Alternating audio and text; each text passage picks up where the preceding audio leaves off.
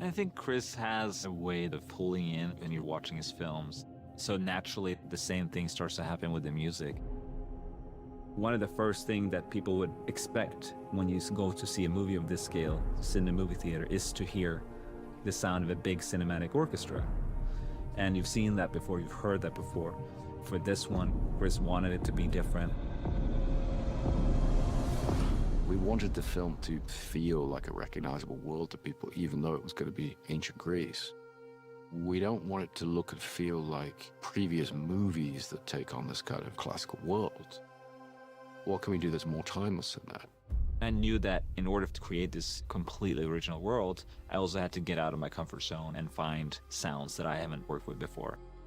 Ludwig went very deep on researching the sort of instruments that they might have had at that time. Chris had mentioned early that he was interested in aulos. He was interested in lyre. The aulos is an ancient Greek instrument. It was the most popular rock star instrument for 1,000 years. This is a replica of an aulos. The original dates from between the 6th century and the 5th century BC. We don't have any surviving reeds. So I worked with 2 other people, and we spent a while trying to work out and figure out how this bit worked at the top. We had to read lots of ancient source material and try and work out how they did it.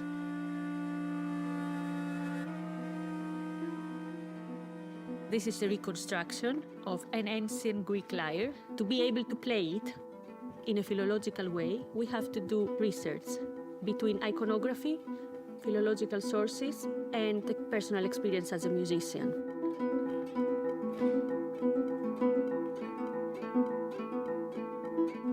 Nice!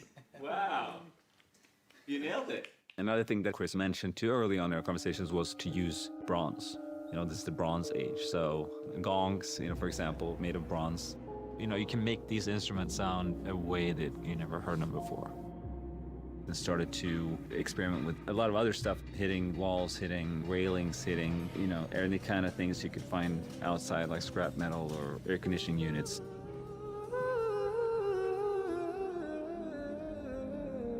Using vocals kind of became how we could also like add on to some of the more emotional pacing of the score.